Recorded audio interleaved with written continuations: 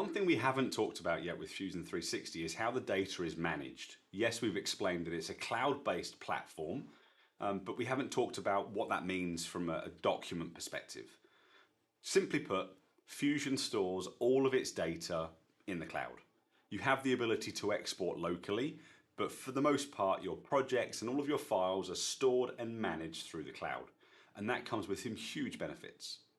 Firstly, inside of Fusion on the left-hand side, we have this data panel that can be controlled, where we can see all of the data and everything that's going on within our projects.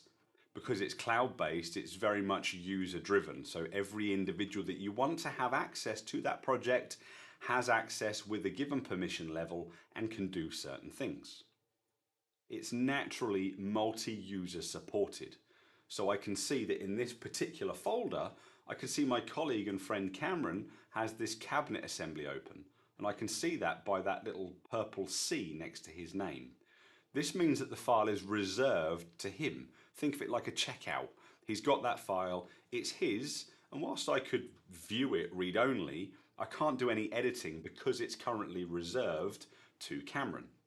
I can also see if any data that I have on my Fusion that I've maybe got cached locally at the moment is out of date, and I can force a refresh at any time.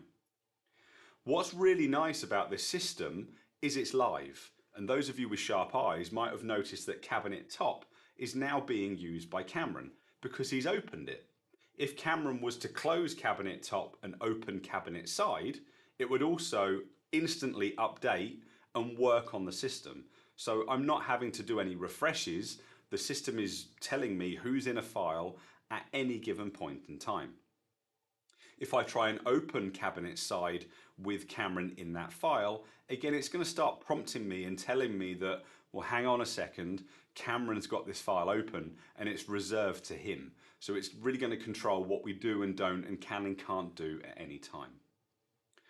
Other things that we can do with this data set, because it's all cloud-based, is we can instantly share stuff with people outside of our project team.